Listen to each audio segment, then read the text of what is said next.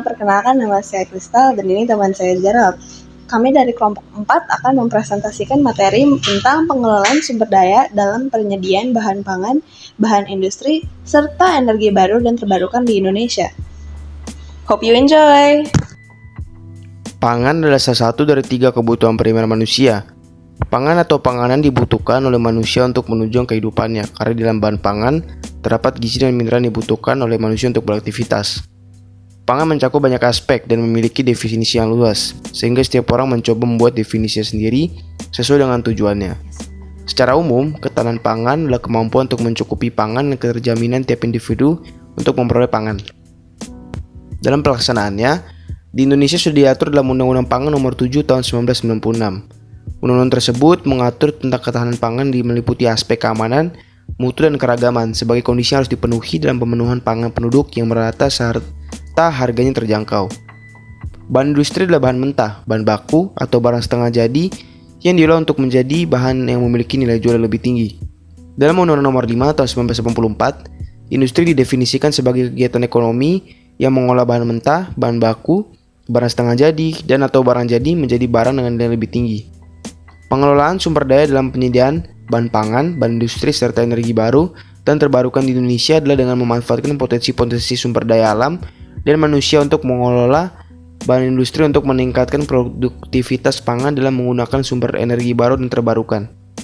Indonesia memiliki potensi alam yang melimpah baik dari dalam tanah, air, hingga udaranya.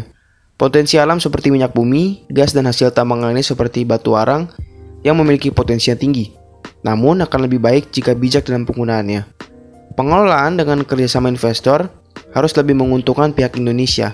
Jangan sampai kita hanya memiliki alam namun tidak menikmati hasilnya. Berikut adalah contoh sumber daya alam beserta penjelasan, manfaat, dan sejarahnya. Minyak bumi.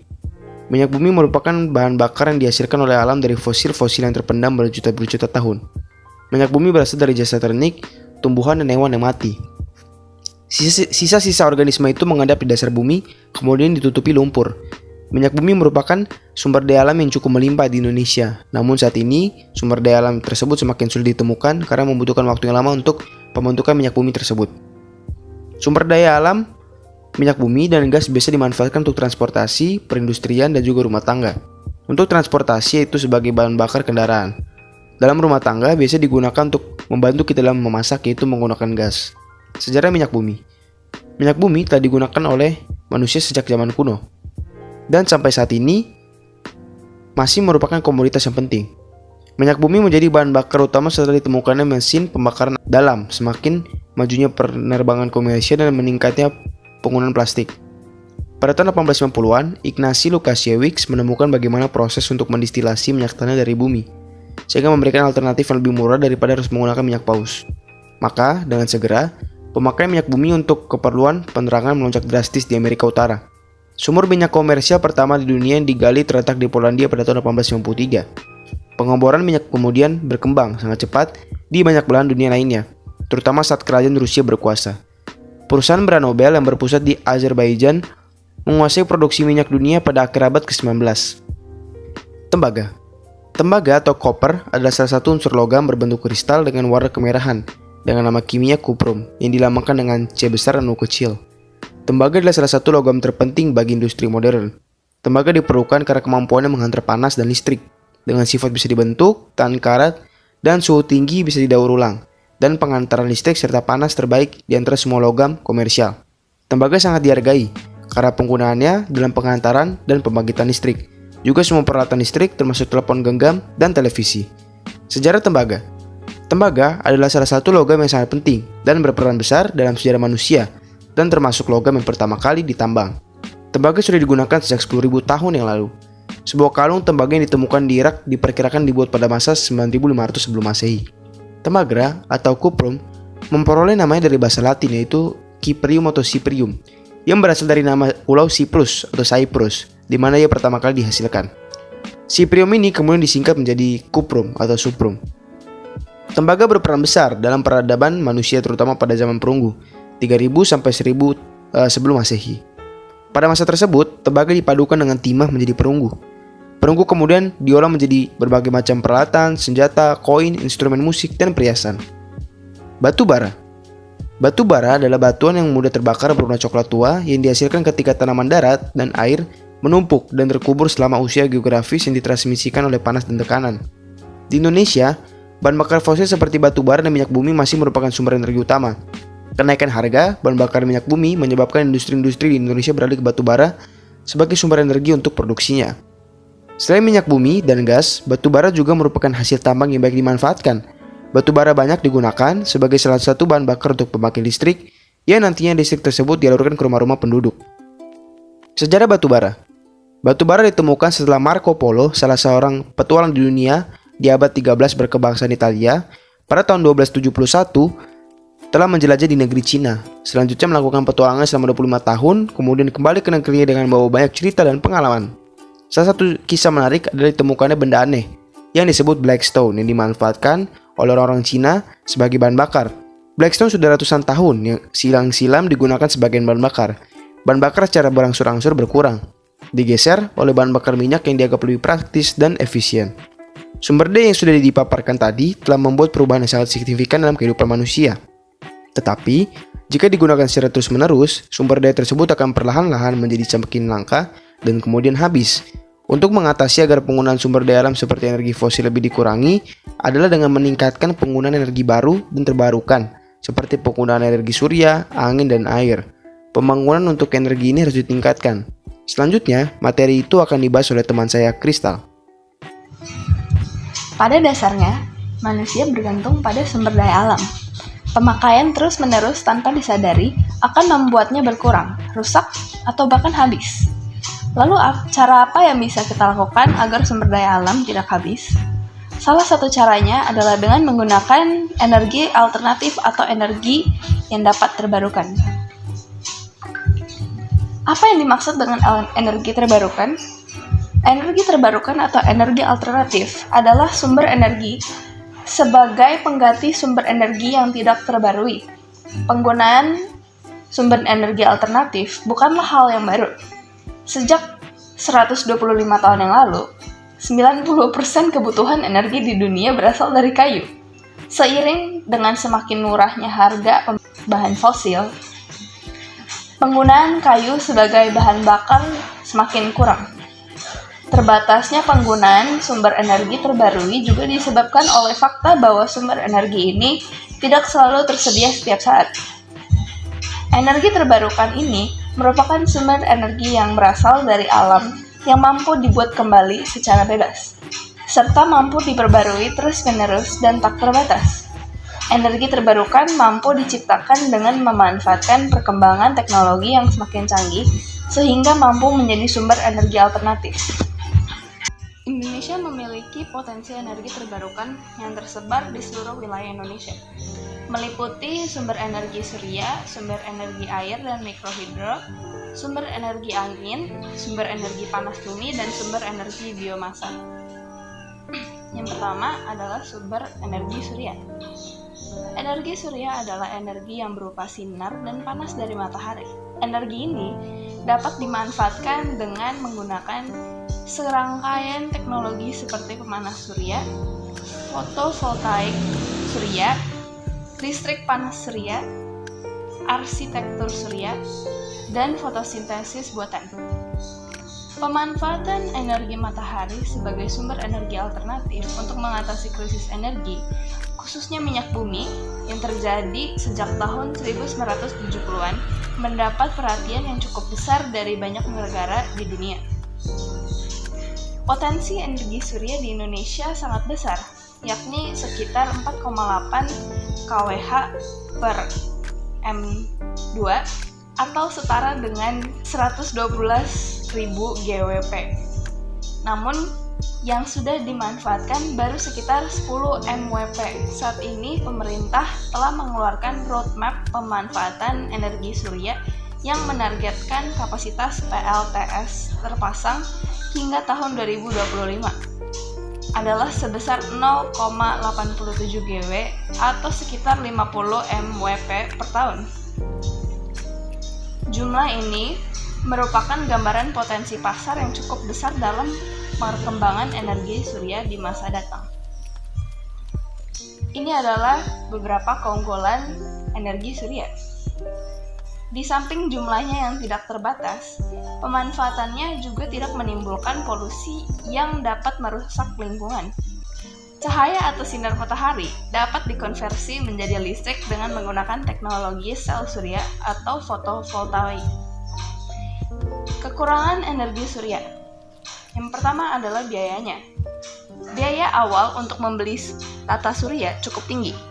Ini termasuk pembayaran panel surya, inverter, baterai, kabel, dan untuk pemasangan. Namun demikian, teknologi tenaga surya terus berkembang, jadi dapat diasumsikan bahwa harga akan turun di masa mendatang. Yang kedua adalah tergantung cuaca. Meskipun energi matahari dapat dikumpulkan selama hari mendung dan hujan, efisiensi tata surya menurun. Panel surya bergantung pada sinar matahari untuk mengumpulkan energi matahari secara efektif. Oleh karena itu, beberapa hari hujan yang mendung dapat memberikan efek yang nyata pada sistem energi. Yang ketiga adalah penyimpanan energi surya mahal. Energi matahari harus segera digunakan atau dapat disimpan dalam baterai besar. Baterai ini yang digunakan dalam sistem tata surya off the grid dapat diisi daya pada siang hari sehingga energinya digunakan pada malam hari. Ini adalah solusi yang bagus untuk menggunakan energi matahari sepanjang hari, tetapi juga cukup mahal. Dalam kebanyakan kasus, akan lebih cerdas jika hanya menggunakan energi matahari di siang hari dan mengambil energi dari jaringan pada malam hari. 4. Menggunakan banyak ruang. Semakin banyak listrik yang ingin kamu hasilkan, semakin banyak panel surya yang kamu butuhkan. Karena ingin mengumpulkan sinar matahari sebanyak mungkin, panel surya membutuhkan banyak ruang dan beberapa atap tidak cukup besar untuk memuat jumlah panel surya yang kamu inginkan. Alternatifnya adalah memasang beberapa panel di halamanmu, tetapi mereka harus memiliki akses ke sinar matahari. Jika kamu tidak memiliki ruang untuk semua panel yang kamu inginkan, kamu dapat memilih untuk memasang lebih dikit untuk tetap memenuhi sebagian kebutuhan energimu. Yang kedua, sumber energi air dan mikrohidro. Mikrohidro atau yang dimaksud dengan pembangkit listrik tenaga mikrohidro (PLTMH) adalah suatu pembangkit listrik skala kecil yang menggunakan tenaga air sebagai tenaga penggeraknya, seperti saluran irigasi, sungai, atau air terjun alam, dengan cara memanfaatkan tinggi terjunan dan jumlah debit air. Mikrohidro merupakan sebuah istilah yang terdiri dari kata mikro yang berarti kecil dan hydro yang berarti air. Secara teknis, mikrohidro memiliki 3 komponen utama, yaitu air sebagai sumber energi, turbin, dan generator. Mikrohidro mendapatkan energi dari aliran air yang memiliki perbedaan ketinggian tertentu. Pada dasarnya, mikrohidro memanfaatkan energi potensial jatuhan air. Yang semakin tinggi jatuhan air, maka semakin besar energi potensial air yang dapat diubah menjadi energi listrik. Di samping faktor geografis, tinggi jatuhan air dapat pula diperoleh dengan membendung aliran air sehingga permukaan air menjadi tinggi.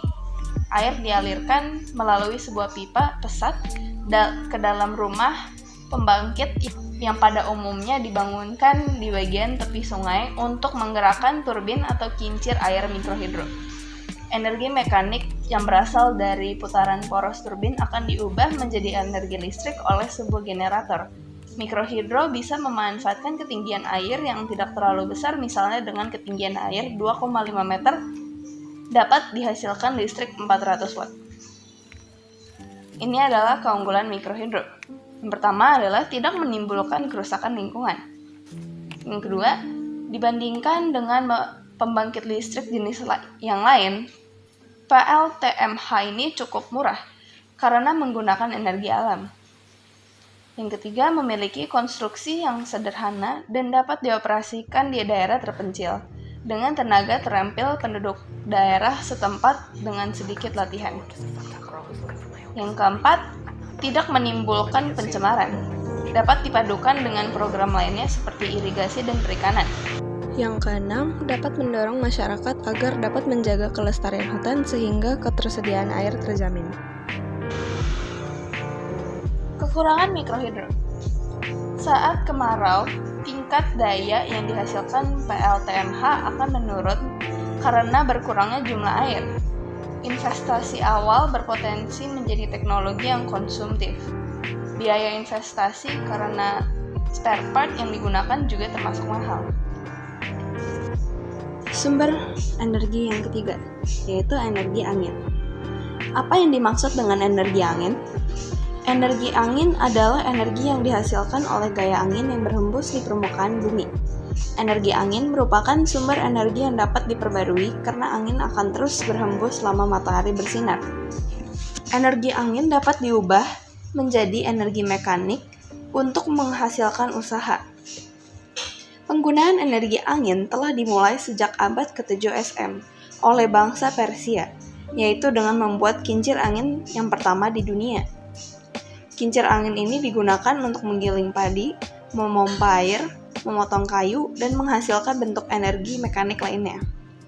Saat ini, turbin angin dapat mengubah energi angin menjadi energi listrik. Ini adalah keunggulan energi angin. Tenaga angin merupakan sumber energi yang ramah lingkungan, di mana penggunaannya tidak mengakibatkan emisi gas buang atau polusi yang berarti ke lingkungan. Energi angin termasuk sumber energi yang dapat diperbarui. Maka banyak negara di bumi seperti Jerman, Denmark, India, China, dan Amerika Serikat membangun turbin angin sebagai sumber tenaga listrik tambahan. Kekurangan energi angin. Yang pertama, sumber energi angin kurang dapat diandalkan untuk ada terus-menerus dan tidak mudah diprediksi. Dibutuhkan area yang luas untuk membangun pusat pembangkit listrik tenaga angin. Adanya polusi suara yang dihasilkan oleh energi angin. Dan yang terakhir, energi angin hanya dapat digunakan pada daerah yang anginnya cukup kuat dan cuaca yang berangin pada sebagian besar waktu. Sumber energi yang keempat, yaitu panas bumi. Energi panas bumi adalah panas yang berasal dari dalam bumi. Energi panas ini tepatnya dihasilkan dalam inti bumi, yaitu kira-kira pada kedalaman 6,400 km dari permukaan bumi. Panas bumi tersebut ditimbulkan oleh peristiwa peluruhan partikel-partikel radioaktif di dalam batuan. Inti bumi terdiri dari dua lapisan, yaitu inti dalam dan inti luar.